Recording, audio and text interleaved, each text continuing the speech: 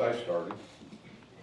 He was never my broker then, but when I had a question, he was always there. He always said, well, you should ask your broker, but this is how it works. And we were fortunate enough that he finally started his own brokerage, and boy, we were there in a heartbeat. Agreement for use of private. Except for the snake thing, but What? he's a great family man. Next slide. What is this? Next slide. That's your presentation. Forgot what I was gonna say. He is the designated broker and owner of Diamondback Real Estate. We're over on Silver Bell, in between La Jolla and Home Plate, second floor, right corner, easy to find. It is so convenient for us. We're 8 minutes over there when we need to work with someone. He wrote the book, We forgot the book. which I forgot. We'll make it up to you. He's He an wrote author. the book on Tucson real estate. He is the guy who keeps us right on top of market trends. We don't have to worry about that. He keeps us up to date on that. He walked us through this whole lawsuit thing we'll be talking about. He keeps us informed and he supports us like I've never felt a broker supported us before. He's got a wonderful wife and daughter that are his priority and should be. But with that, he's going to teach us a little bit about the market. All right. As Tim said, my name is Patrick. I'm the owner of Diamondback Real Estate just down the road.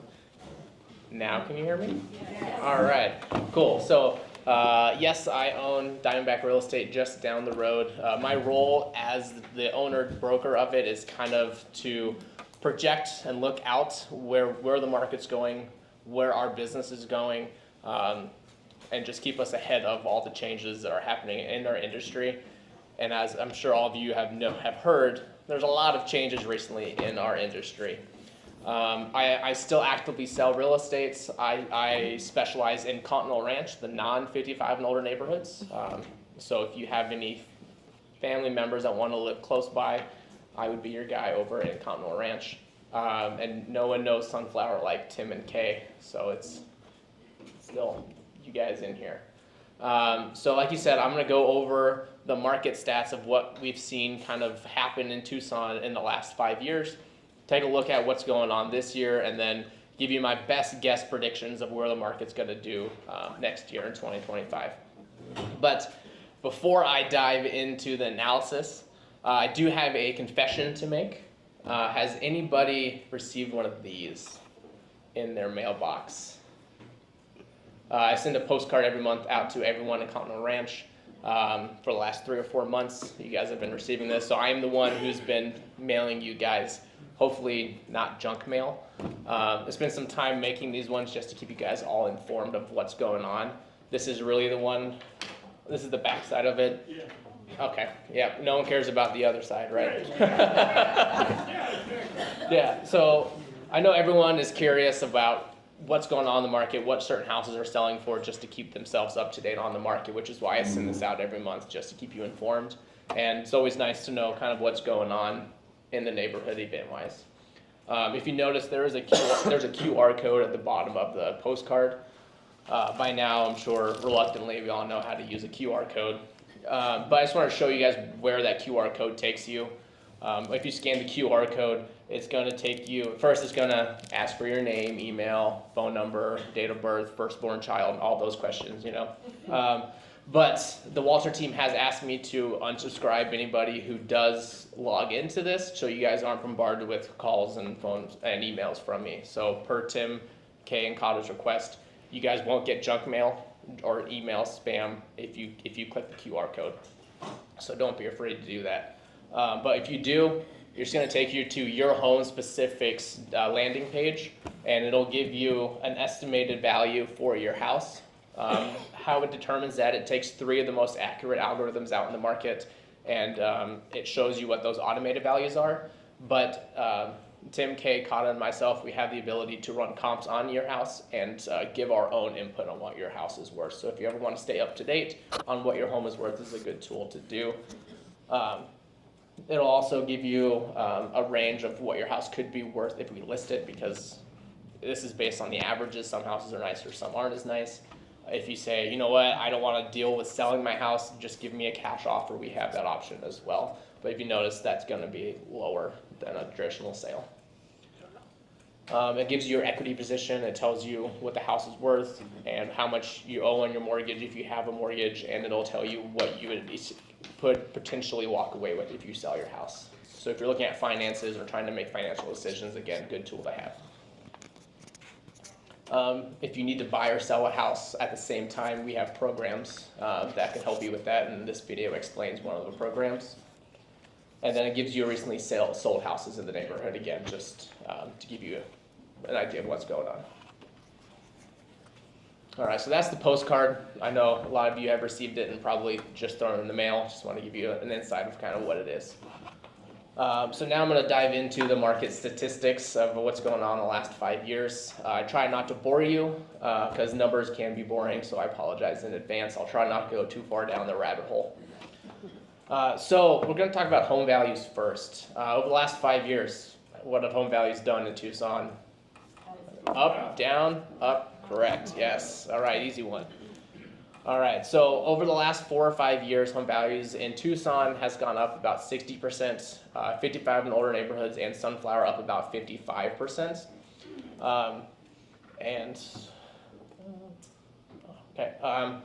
And it's pacing Tucson market and the Sunflower market and the age restricted in Tucson. They're all following the same curve, where you're predominantly seeing a big increase in home values in 2020, 2021, and 2022, and then leveling off the last 2 years. Last year we had about a 2% increase. This year we're having about a 3% increase.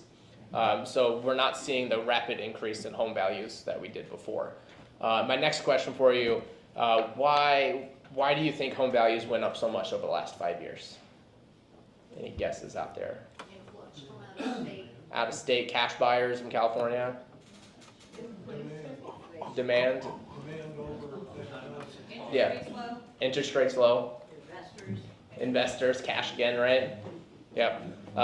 So that's definitely cash is one of the big things that did affect the market. Another one was just a lack of availability. A lot of people didn't sell their houses during COVID. And then just cheap money. A 2.5% interest rate is almost as good as cash on a buyer side, and so that we have a lot more buyer demand during that time. But because you guys brought up cash, I just wanted to show you what percent of sales in Tucson, 55 and older neighborhoods, and Sunflower specific are cash buyers. In Tucson, we started pre-COVID years of about 21%. Today we're at 28%, down from our highs of 32%. So we're definitely seeing more cash buyers today than we did pre-COVID, but less cash now in Tucson than we did during the pandemic. But if you notice in the 55 and older neighborhoods and Sunflower specifically, cash is still a lot more now than it was pre-COVID. Pre-COVID in Sunflower, you're at 34%. Today and this year and last year, you're at 52% and 53%. So it's technically the majority, but it's about half of the buyers in here are buying cash. Do you think that's less or more than what you guys were thinking was going on? Or about? More. That's more than you thought? Yeah. And so it hasn't dropped off. It's actually increased in Sunflower and 55 and older neighborhoods. Why do you think that is? Why do you think there's still more cash buyers in a neighborhood that's 55 and older than in the generic Tucson? A lot of people had a bigger home before they came here, and they got the money for that, they were able to buy it. Yeah, if you look at what home values have done across the country the last 5 years and what the stock market has done the last 5 years, 55 and older neighborhoods had the buyers who owned houses already, and so they're cashing out those houses, bringing the cash here and buying here. Versus Tucson, you're getting a lot of first-time homeowners who don't have that money built up. So yes, we do have an influx of cash buyers. It's 50% of the market here in Sunflower. It's not every house, but it is a substantial amount of cash. Sorry, Mark, cash buyers. What are you gonna do? Now we're gonna look at days on market. We all probably can get a sense that houses aren't selling in 4 days like they did during the pandemic. It's taking a lot longer to sell. That's definitely true just because there's a lot more houses for sale and buyers have more to choose from. There's less buyers activity going on out there. Pre-COVID in Sunflower, 13 days on market was normal. So I keep referring to 2019 as normal because that was the last year that was pre-pandemic craziness. So 2019 was 13 days on market. During the pandemic, 6, 4, and 4 days on market. And the only reason why it was 4 days on market is because us greedy realtors would wait until Monday to accept an offer. So it would have been 1 day or 0 days on market on average, but we try to get our sellers the most amount of money. But the last 2 years it slowed down, 14 and a half days last year, 26 days this year. So it's taking longer. There's two main reasons why it's taking longer. I mentioned earlier that there's less activity out there. There's less buyers. Right now, I think there's about 17, 18 homes for sale in Sunflower, but there's only 4 under contract. That means there's about 5 months of inventory out there, so buyers have lots of options. Another reason why we're seeing houses take longer on the market is a lot of sellers are still in the 2020 to 2022 mindset. They still think their house is worth a lot more than the market is justifying. And so they start higher, it takes longer to sell their house, they do price drops and take longer to sell and they sell for less.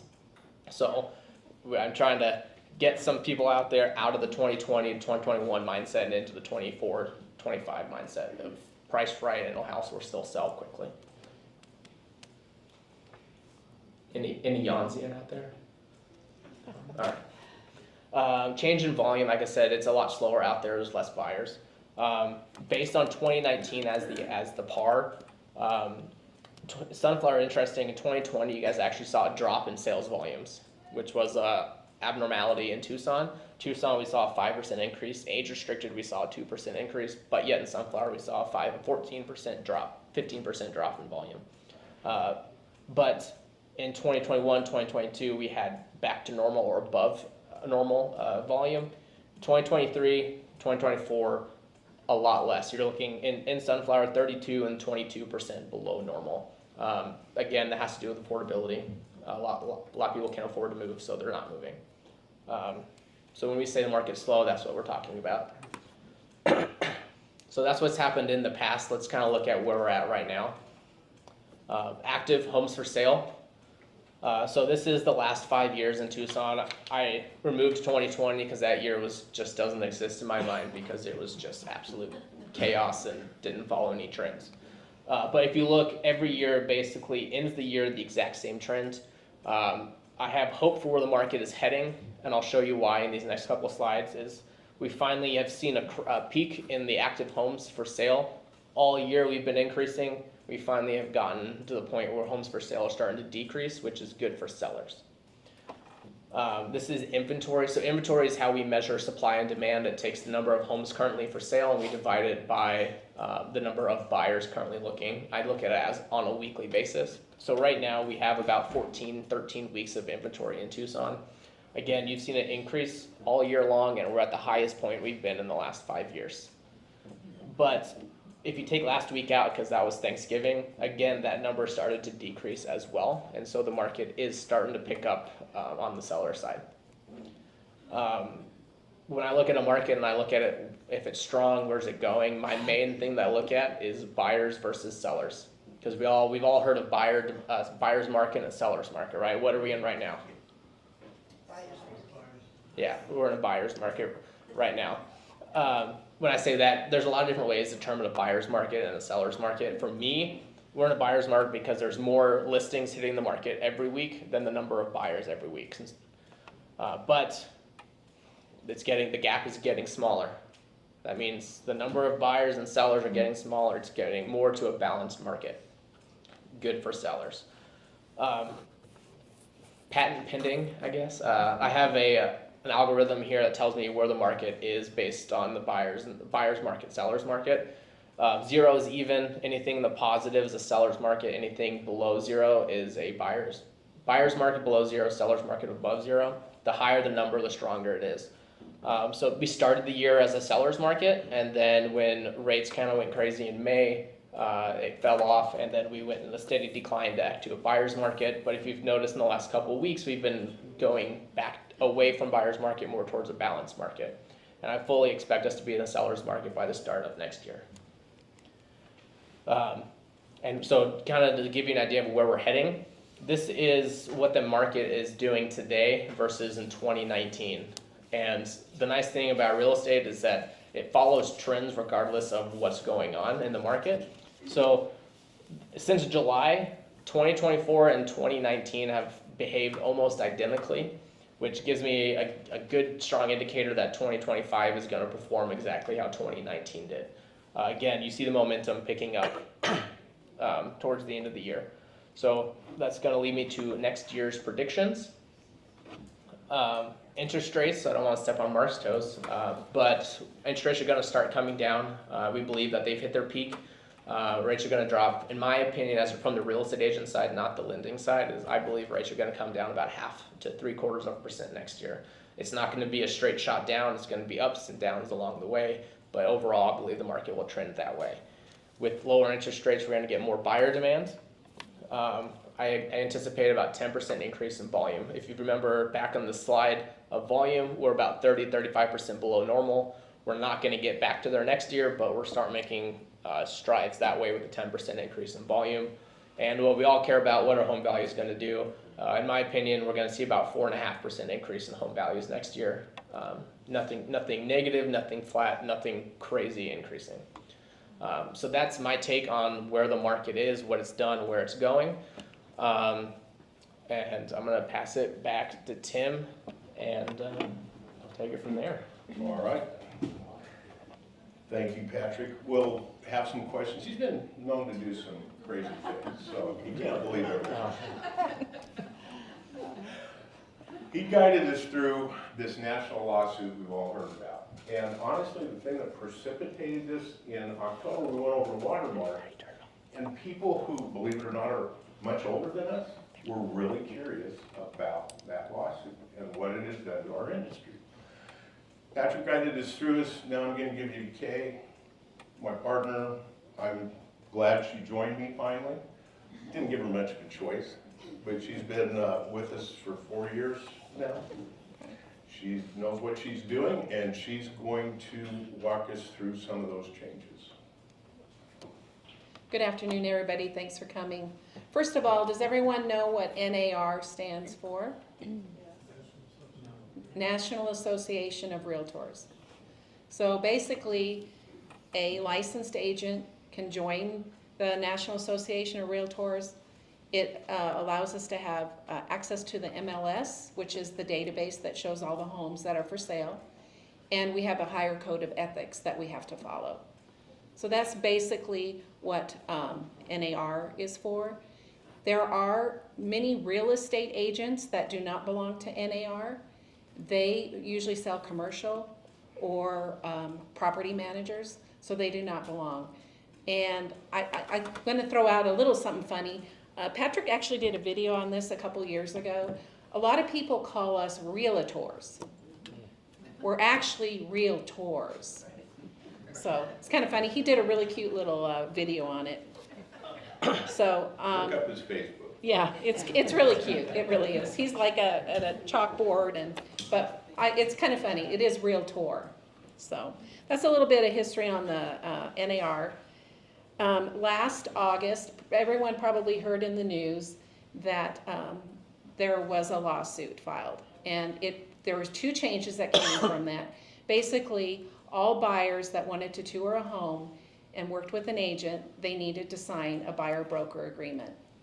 The second change is that in the MLS listing that we use, the database, that the amount of commission or compensation that a seller would offer a buyer-broker was no longer published in that, so that we would have to ask the selling agent what that amount is, so that was removed. Basically, it was to make us a little bit more transparent. A lot of agents were not asking for buyer brokers to be signed, so the buyers and the sellers didn't know how the agents got paid. Agents don't work for free, but they didn't know how they got paid. And a lot of it was negotiation, and it still is negotiation, and basically they wanted us to be more transparent. So Tim and I always used a buyer broker before, so this was not a big change for us. But a lot of agents, this was a new change. And basically everybody needs to know that all commission is negotiable. It always has been negotiable. So you can work with your agent as far as what you are willing to offer, and then as a buyer's agent, when you make your offer, then you can work with them as far as what they ask to be paid. Any questions so far? Quiet. Hey, I have a question. Yes, Gordon? When you have an open house and somebody comes to walk through the house, I'm kind of conflicting that with what you said at the beginning about signing something. Thank you, Gordon. I forgot to mention that. Thank you so much for bringing that up. You do not, if you can go to an open house, you do not need to sign a buyer-broker agreement. There was stuff in the news originally, there was confusion. So you can go to all of the open houses anywhere, Sunflower or anywhere. You do not need to sign an agreement to walk in and go through that open house. You do need to sign an agreement if you're working with the agent and you want to tour a home. Then you need to sign that agreement prior to. Thank you, Gordon. I have a question too. Yes, Beth? When do you determine the time frame when you negotiate the fee for the realtor? Like how long do we sign a buyer broker agreement? No, I mean, you said it was, you could make an offer of what you want to pay. When does that happen? Okay, so typically, and we're not allowed to say what the amount is, and everybody says bananas and who knows whatever. But basically, as a buyer's agent, we make an agreement with the buyer to sell their home for whatever percent or a flat fee. When we make an offer on a home for a seller, we ask for that amount from the seller. Sometimes the seller offers it, sometimes the seller offers less. We negotiate that, whether we're gonna negotiate, the buyer's gonna pay the difference or the seller will pay the difference. And the time frame, let me see if I'm answering this correctly. When we submit that offer, we submit that with our offer, and then it is accepted when the seller and buyer accept the offer. So the time frame is Sometime before that, before you sign, or? no, I think what you might be asking, Billy, there's actually two instances here. When we start working with a buyer, we have some here, we sit down in our office and we explain our commission, why we charge, what they can expect in return, okay?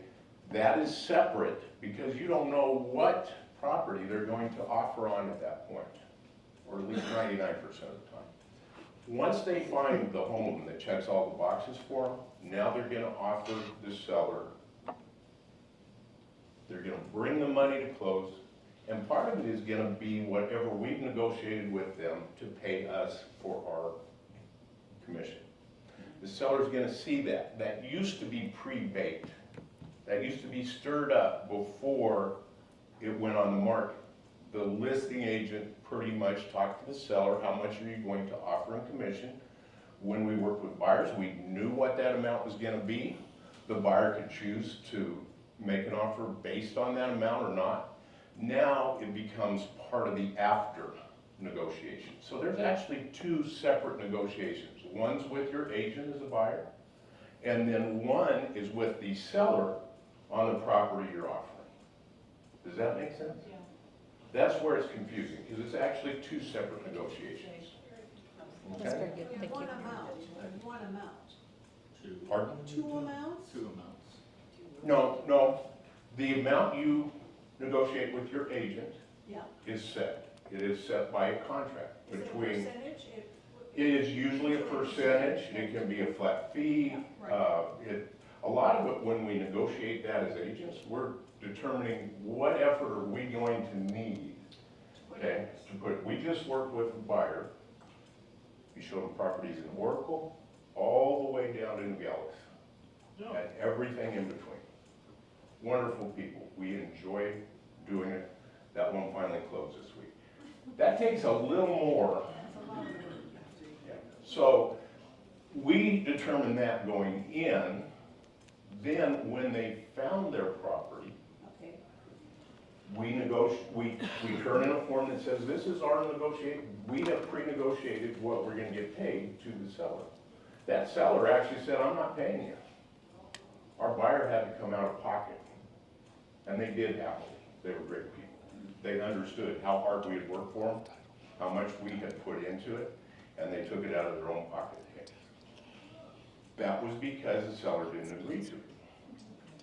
Okay, the seller doesn't have to. Now, they could have walked and said, well, you aren't paying my agent, we're gonna go on to the next property. So that's what's really changed in the last, what? Since August. Since August. Okay, since August. But honestly, we had a client 3 years ago. Like Kay said, we've used buyer brokers from the start. Okay, the buyer broker is that contract between you and your agent. That you should do at the initial so you know what you're gonna pay your agent. Because they're very simple, you just decide right then. and You then- decide right then. Okay, what has changed is when we showed a property 3 years ago, let's say we had 3, can I say percent or do I need to say bananas? 3 bananas. They were gonna pay us 3 bananas, okay? We would know when we showed them the property and the seller's only offering to pay 2.5 bananas. They knew before they went and saw that property, I'm gonna have to make up a half a banana. I may not wanna make an offer on that property because of that. That was their right. What the other side of that equation is they don't want us steering people away based on the amount of money our commission is. So there's 2 sides to the equation. There's 2 separate negotiations, if you will. Some go, well, our lender told us this is the first time that they've had to have a client come out of pocket. Because when they have to come out of pocket, that affects their loan to debt ratio. Mark will deal with it. But basically, they have to qualify and still for the loan, even though they've had to come out of pocket. Okay? It's not an easy thing to discuss. It's not an easy thing. There were 18 new forms because of this lawsuit. Okay? Yes? If you're going to buy a house and the seller doesn't want to pay enough bananas, they're off by half a banana, Mhm. can you ask the broker, like, hey? And we do all the time. We do all the time. That's what I was wondering. It's always negotiable. It's always negotiable. This is the first time that we've actually had to have, the client had to come out of pocket. Okay? But do the brokers come down a half banana once in a while? That's what I'm asking. Do what? Do the, like, if you're agreed to pay 3 bananas and they're only paying 2, could I say to my guy, like, hey, can you chip in a half a banana? So We- we close this deal? We did chip in a half. We did in Rio Rico, honestly. I'm just Yeah, wondering how, we did. you know, it depends on like. It's how all much- negotiable, yeah. It is negotiable. What's the reason, why did they change it? Is there a reason? But you know what? Let's leave that to the end. Yeah, I mean, that's a Patrick question. Two things in America, money and lawyers. Okay? And we'll discuss it further if you Say want. no more. Okay, go Right. ahead, Kay. I didn't mean to. No, I'm glad you did, that's awesome. So basically, it was kind of funny, right after August, we had a couple people come up to us and say, hey, this means we don't have to pay commissions anymore. No, we still work for, we don't work for free, so I thought that was kind of, yeah. And then often sellers say, well, we don't have to offer a buyer's commission anymore. But if you don't, just think about it. A lot of buyers you're bringing more buyers if you offer it. And buyers often are out of pocket with their, when they buy a home, where the sellers, they have their contract and it's deducted from the price of the home. So it adjusts in that respect. So just have to think about, the differences in that as well. So, next slide.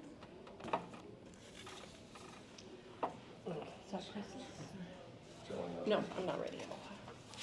Okay, you got it? Okay, so the next one is selling rather than listing your home. Oh, nope, there we go. Why would you want to use a realtor? A lot of people think, oh, I'm just gonna go do it myself. I'm gonna put out a sign or put a paper on the board and I'm just gonna sell my house on my own. I've got a real story that Tim and I experienced a couple of years ago when the boom was going on. We had somebody here in Sunflower that put on the board that their house was $280,000. A neighbor, who we also had her house listed, went to him and said, please go talk to a realtor. Please go let Tim and Kate come talk to you. I think they can help you. So we went, very sweet couple, we went and talked to them. We listed their home. Their home sold in 6 days for $371,000. They did not know the market. It was when the market was going way up. But they were elated, and so were we. It more than paid our commission. And you just, as a realtor, we work in this industry. We know what the homes are worth. We have the experience, and that we can lend that to our buyers and sellers. So, because sometimes you don't know that. The second thing that I want to talk about is, I don't know if anybody heard of, there's an acronym called SRES. It's basically, us realtors can specialize in 50 plus home buyers. So we work with you, we work with, Tim and I basically farm sunflower, although we do work all of Arizona. We have, from Casa Grande to the border, we work, and so we also have that. But we do specialize with 50 and over. And basically, it's a senior resource estate specialist. And why would you want to work with an SRES? Because we work with you guys all the time. We know what your, a lot of times you might be moving to an apartment or assisted living or making some changes, or maybe you want to stay at home and have a stay at home. So we work with resources. We know those kind of people. We walk you through the different assisted livings or apartments, and we can lend that help to you. We provide expertise, and we'll help you when you list your home, the different things that you need to do. And I think the last one?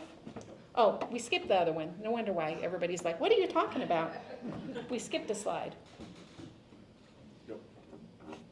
But we're now on this one, so that's all good. This one. Yeah, we're good. Okay, lastly, I want to talk a little bit, what you need to do to sell your house. We see this in sunflower, and I just thought since we hear it all the time, that I'd bring that up a little bit. So obviously, pricing is crucial. As Patrick said, right now, market is about, 30 to 40 days on the market. If you price it too high and you miss, and your home's here 60 days or so, then it gets stale, and then you have to talk about a price reduction, and oftentimes the homes stay a lot longer on the market. So we use our expertise to help you get it priced right. And we don't want to leave any money on the table either. Sellers, we want to get the most for the seller, but you got to remember the buyer wants to pay the least, so it's always a negotiation, but we really do try to get the most for our seller. And the curb appeal is always a good thing. We actually, I think it was with our buyers here that we were showing a property. I'm not 100% sure, but we had a listing, there was a listing that we were showing in Sunflower, and the bird of paradise was literally grown over the walkway. You could not get into the house. You had to go all over the place. So it's really important to have curb appeal. So that's a good thing. And another thing about Sunflower that's the big elephant in the room is these homes are 20 to 23 years old. If they have the original roof, everyone needs to know that it needs to be checked, and they offer free inspections, but oftentimes if a buyer comes in and they know that your roof is the original roof, they're going to want a new roof. So that's always something that we need to talk about. Price adjustments or whatever, or replacing that roof. HVAC also, they're starting to age out. Natural paint is always good to go natural colors. If you have although we sold one, we did sell one. We have a very lovely buyer that lives in Sunflower and loves her home, and it has purple ceilings, lime green walls, I mean unreal. Painted, stuff painted all over the place. But typically, people that want to come into your home want more neutral colors. Move-in ready always sells faster.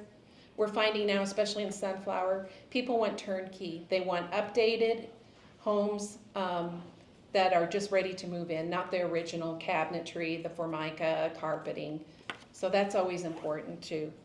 And then if you want, we can always help you with making those adjustments if you don't have an upgraded home.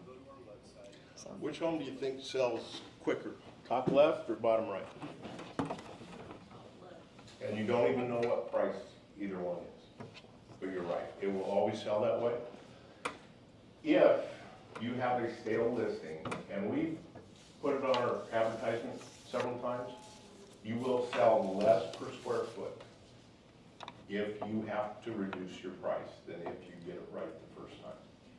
It's very difficult because if it does sell the first week, you think you left money on the table. Depending on the time of market and the time of day, you probably didn't. If you price too low, the market takes care of you. You get two people that want the same property, and they'll take care of you. It'll go up. Kata is in her first year of real estate. She's finding out it's more difficult than it looks. You got that right, okay. But she is a specialist in probate, which is your least attractive option. If you can do trust or estate planning, beneficiaries, there are a ton of better ways. She can let you know about probate when you, and hopefully none of us will ever be in a probate situation. Go ahead, Connie.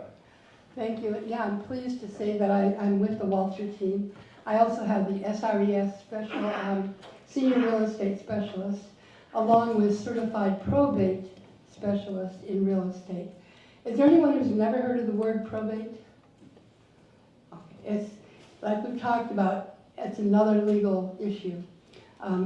In Arizona, you may not know, but in the real estate business, we are able to write all these contracts, whereas in other states, they need to have an attorney, a real estate attorney. And now with these new regulations, as you saw, we have to talk about bananas and not percentages and so forth. So the probate process is another legal issue.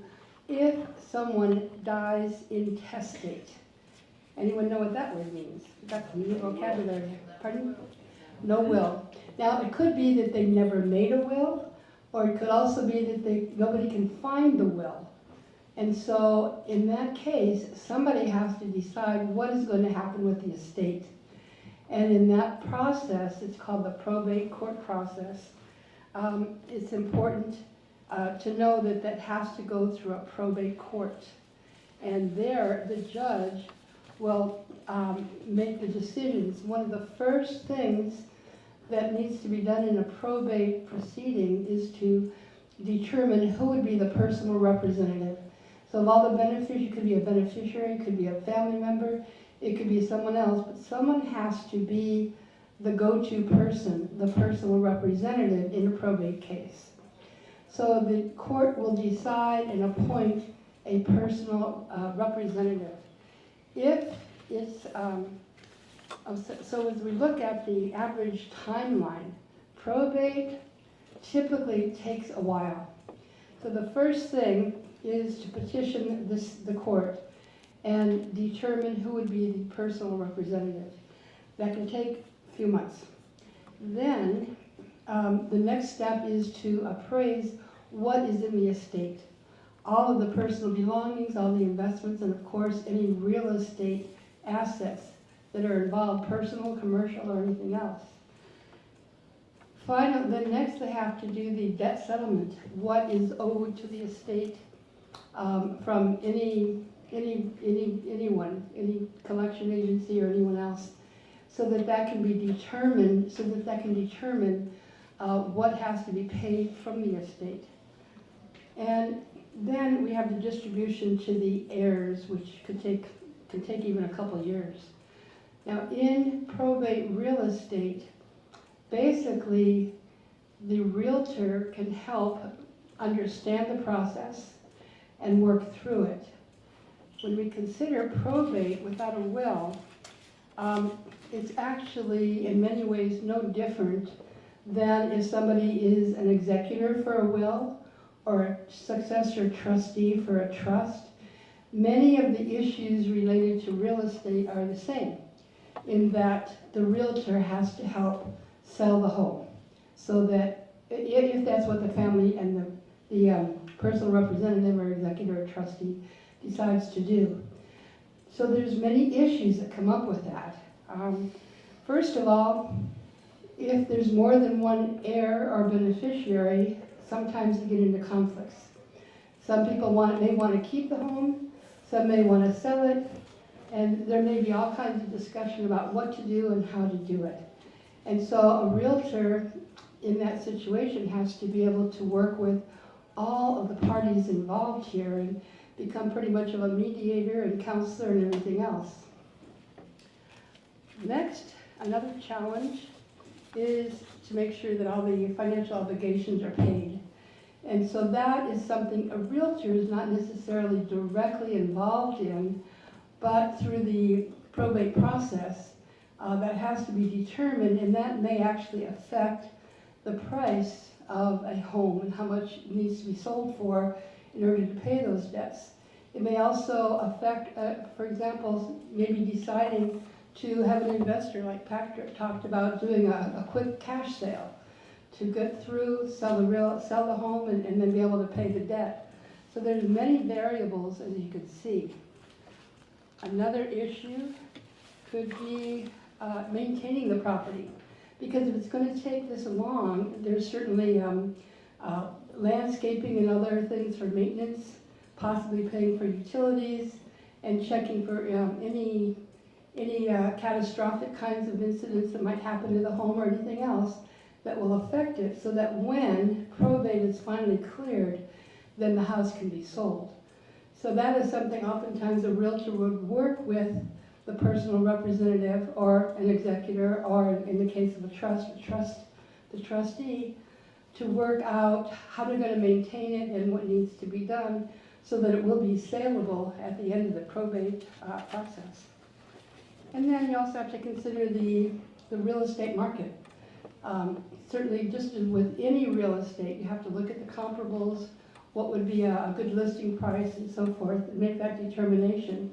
Keeping in mind, of course, that the heirs, the representatives, the beneficiaries may be conflicted. And I know some realtors here at this table have had to deal with that issue because if, let's say there's 4 heirs, 4 beneficiaries, one doesn't agree on the price or they don't agree with one thing or another, that can add to, that's another stressful aspect to it. Then we have, so with all of this, you see a trend there? Again, it's a legal, there's a legal process in probate, and the realtor is also involved in helping go through that process to make it as smoothly as possible. On your tables, some of you have some stress balls, and I brought some more because buying and selling in real estate can be stressful. So you have a little stress ball there you can hold on to, and because of my background in counseling, I say, let me be your emotional support agent as you're going through the process, because it can be difficult, ups and downs. Any of us, any realtor can help with probate real estate. It's just a matter of understanding the process and helping you work through that. Any questions? Thank you, Kata. Kata does a whole bunch for the community. So you open the Suncaster, you're gonna see her all over the place. And as a community, we wanna thank her for that. Mark contributes to bingo occasionally. He hasn't been there in the last couple months. Mark has been one of our preferred lenders since the beginning. He helped Billy and Gordon with a reverse mortgage so they could upgrade in Sunflower.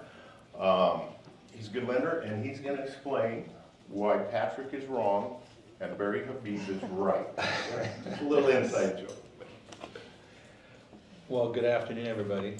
So I'm going to apologize. I don't have a PowerPoint presentation because what I wanted to talk to you guys about today cannot be done in 5 minutes, but I'm going to kind of give you guys a quick overview, and that's reverse mortgages. When you talk about a reverse mortgage, to really do it justice, we need some time. So I'm just going to kind of go through the highlights of a reverse mortgage and talk about some of the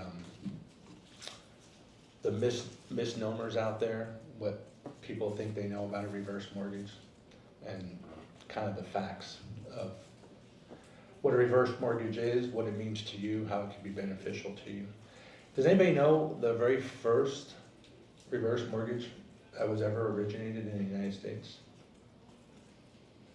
Anybody have a guess? How old do you think a reverse mortgage is? 1961. That was the very first reverse mortgage. Now there's been many iterations of reverse mortgages over the years. And what a lot of people remember as a reverse mortgage is the highly unregulated reverse mortgages of the late 80s and the early 90s, where a lot of people did a reverse mortgage and lost their homes. They lost a lot of their equity, their money. And that's just simply not true. And when I go around and I talk to seniors, and by the way, if you're over 62 years of age, you're considered a senior by the federal government, so there you go.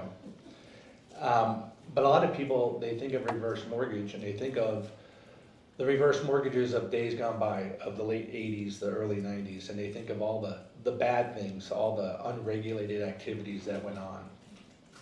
And the facts are that in 2024, a reverse mortgage is probably the most highly regulated mortgage that can ever be originated in this country.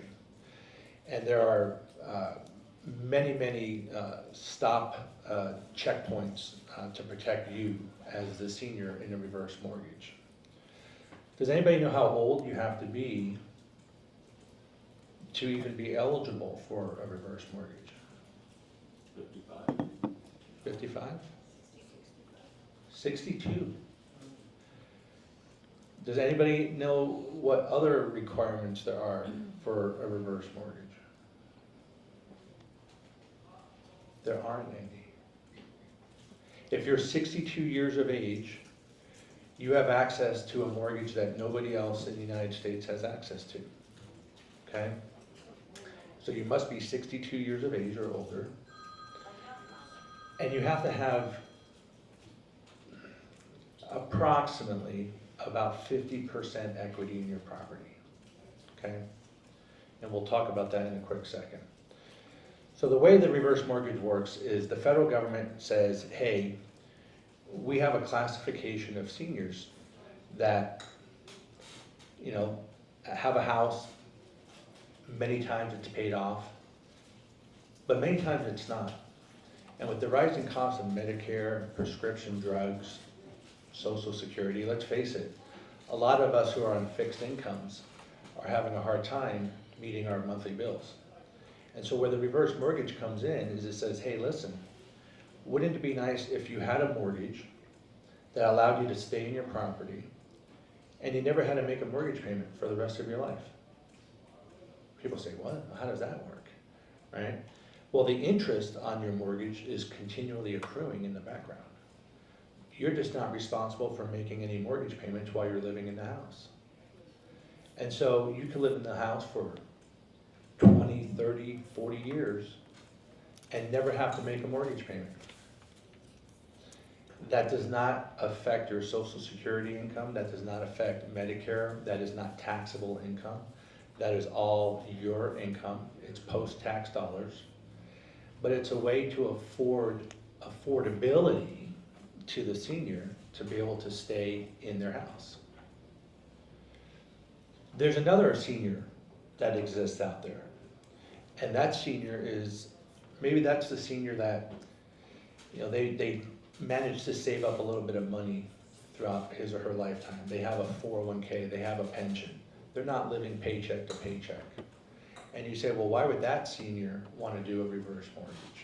Well, the financial advisor would come and they would say, that senior would do a reverse mortgage, but for different reasons. They don't need to do a reverse mortgage per se, but they're doing it because of taxation, estate planning purposes, financial advisors are involved, and they're doing it because there's a way to make money off of a reverse mortgage. And so whichever bucket you as a senior you fall into, a reverse mortgage could certainly solve a lot of problems. A lot of seniors will come to me and they'll say, well, Mark, but I heard that if I do a reverse mortgage, I no longer own my house. The bank owns my house. That's not true. How many people have a regular mortgage in this room on your house? Does anybody have a mortgage? Who owns your house? No, you do. The bank doesn't own your house. The bank holds the promissory note to your house, but you are the owner of your house, not the bank. A lot of people say, well, Mark, if I do a reverse mortgage, I have a $400,000 house, I own it free and clear, I want to do a $200,000 reverse mortgage, which means basically the federal government is going to give you a fat payday of $200,000, and they say, here you go, and they say, oh, but I'm going to pay all this tax. It's a completely 100% tax-free event. You don't pay any tax because it's your equity in your house, right? There's several ways reverse mortgages typically work. And I just mentioned the first way where you get kind of a lump sum check to do with as you want. And who would do a lump sum check? Well, it might be the senior that wants to do some living will estate planning where they want to give money to their heirs while they're alive. It might be the senior who wants to go out and buy a second home, you know, in the White Mountains. It might be a senior that wants to, you know, enjoy life, right? And go on a world cruise, right? They want to spend their money. But there's other types of reverse mortgage payouts. One can be where you kind of think of a home equity line of credit. And I don't know if anybody here has ever had a home equity line of credit, have you? And you know where you get a home equity line of credit, it's almost like a, well, exactly what it is. It's a line of credit. You don't take all the money out at one time, right? You kind of take it when you need it. You can pay it back if you have to, and then you can draw more money out. Well, same thing with reverse mortgage. Think of it like a glorified home equity line of credit. Another option with a reverse mortgage is you can do a lifetime annuity, right? Now this is the deal with the lifetime annuity. It's a game, right? The federal government, they want you to die as soon as possible, right? You want to live as long as possible, right? The longer you live, the more you win and the federal government loses, right? And so a lifetime annuity is just that. For as long as you live, you get a monthly check from Uncle Sam every single month. Live to 110 years old, you get a check every single month. Uncle Sam wouldn't be too happy, but you get a check every single month. And so when you do a reverse mortgage, there's many different ways of getting paid out. And it serves a purpose for many different types of situations. The senior that might have some assets and they're doing it, like I said, for financial reasons. But it's also for the senior who is on fixed income, doesn't have a whole lot of other forms of income coming in, and they need it as a form of basically just getting by, right? Does anybody have any questions about, I mean, a reverse mortgage is really it's a complicated topic that we could talk for a long time on, other than seeing Tom Selleck on late night TV. My mom, by the way, when she was alive, she wanted a reverse mortgage because she was in love with Tom Selleck. And anything that Tom Selleck said, my mom believed, and so. Well, better Tom Selleck than Ed McMahon. Well, that's true. That's true. You haven't said the costs, because there are costs. Yeah, so a reverse mortgage, like a regular mortgage, has closing costs. It's hard to talk about closing costs in a generic setting like this because there are many instances where the closing costs can be paid on your behalf. But like a regular mortgage, we call it a forward mortgage, right? And basically, if you think about mortgages, every mortgage that you guys have ever had in your life is considered a forward mortgage. You're paying your mortgage forward every single month. You're writing a check. As compared to a reverse mortgage where the lender is paying you every month, right? A reverse mortgage is what we call a non-recourse mortgage, compared to a forward mortgage that you're all accustomed to having. That is a recourse mortgage. Does anybody know the difference between the two? So in a recourse mortgage, which is every mortgage you guys know of, the lender could come after you or come after your heirs if there's a shortfall in the mortgage. If you short sold the property, if you, God forbid, went into a foreclosure situation, they can come after you or your estate for any shortfall. Now there's caveats to that, and there's certain protections, particularly like in Arizona, that we don't have to talk about right now, but if you guys are interested, we can talk about it later on. But in a reverse mortgage, it's what we call a non-recourse. That means the moment that that loan gets executed, neither you nor your estate nor your heirs are ever responsible for any shortfall in that mortgage. It's a get out of jail free card. So some people will say to me, Mark, well, what if I take out a reverse mortgage and, I live, to 95 years of age, and all of a sudden now I owe more than the house is worth? What happens there? Like my kids or my estate is going to be stuck having to pay the difference. That's not true. That's where you do a big fat high five to the lender on the way out the kitchen of your house, and you leave the keys on the kitchen counter and say it was a nice ride, right? You're not responsible for the difference. That's part of the game that the federal government is willing to play, right? That's also why in 2024, you're capped at about a 50% loan to value. So remember the example that I used where I said you had a $400,000 home, you can really only get about a $200,000 reverse mortgage. And the reason for that is the federal government, they're no dummies. They have statisticians on file, on payroll, and they've got realtors on payroll, and they've got economists on payroll, and they're playing the game that they want to ensure that in a downturn market, if the market ever was to go down in value, like we saw, I think Patrick had on the screen there, last year, sunflower was negative 0.4% of appreciation, which means basically your home lost 0.4 of its value, right? Compared to what, this year we're up at 4.5% positive, right?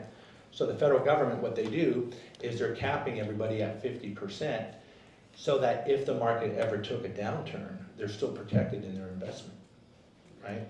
So the idea is that the amount of the reverse mortgage will never go below the value of the home, right? It is a complicated subject. There is a sign-up sheet over here. If you want to have Mark sit down with you and discuss it further, sign up, he'll get with you. I'm not as good looking as Tom Selleck, but I can. Well, Am I? Are you saying I am? You have a question, Gordon? There is a percentage rate when you go into the reverse mortgage. That's true. Can you refinance those? Yes, you can. And is there a certain point that you should really start to look at it as the typical rate now might be lower than what you? I looked at it already for you, and it's not. Not yet. Not yet. But, yeah, so the reverse mortgage, I mean, there's still an interest rate, right? This is what a lot of people get kind of lost in. There's an interest rate just like there is on the mortgage that you guys have now for those of you that have a regular mortgage. The difference is it's just going on the back of the loan instead of you having to pay it, right? And the idea is to never have to pay it, right? The idea is to live in your house, enjoy life, and let the bank deal with it, at the end, right? And so that you're not having to spend $1,000 or $1,500 or $2,000 a month. And instead you're taking that money and you're actually enjoying life. You're going out to dinner, you're going to the movies, you're helping your family out, you're maybe creating investment opportunities with that money that you otherwise would have had towards a home mortgage. again, he'll sit down and talk to anybody, explain the details, because there are things to it. I left the other Mark's slide up. He was unable to attend. for sickness today. But it's become apparent to us, especially in conjunction with lenders, you should have a financial planner. You can address that part of your estate, that part of your wealth, and should address it long before you need a realtor. There's many ways to do it. Nadine is the most knowledgeable. I told somebody today, I don't gamble, but I bet Nadine knows more about sunflower than any other escrow agent in the city. Guaranteed. We love when we see her on a contract. Her job is to make sure all the funds are straight, the contract's followed. If it gets in trouble, she determines who gets the earnest money, buyer or seller. And she's gonna explain a little bit about that. Go for it, Nadine. Hi, everyone. So I've worked with Tim and Kay for a while now, and yes, I am very familiar with the sunflower community, so thank you for having me here. What is escrow and what is title? So there's two different things, right? So escrow, we are the neutral third party. We handle the real estate transaction. Like he said, we take instruction. So we have the real estate contract that instructs us with your agreements, what you've agreed to. Now, that if there are any changes in the sales price and the credit for closing costs, because now you've got the Binzer and you need some credit for repairs, we take that instruction and we follow it. And like he said, if for some reason there is a cancellation, we follow the contract and we determine who gets the earnest money. We also handle all the closing funds, like Tim said. We take them in and we, write a lot of checks at the end of the transaction. So it is our fiduciary duty to make sure that we do receive good funds and we give good funds. We prepare the settlement statement and the closing docs. We prepare the deed that transfers title from the owner to the new buyer. And we also work with title. So Fidelity National Title is escrow and title. I am not a title officer, I'm an escrow officer, but I do order the title commitment from our title department, and that's where we take our instruction from the title commitment as to what we need to close our transaction. So on that title commitment, it shows who is on title. Is it a couple? Is it a single person? Is it in a trust? Is it a probate? Where we've got a personal representative. That is where we make sure that if it is a trust and one person has now passed, we request the death certificate to make sure that the successor trustee is able to sign on behalf of the trust. And then we also request the death certificate in a probate to make sure that they are allowed to sign on behalf of the estate as well.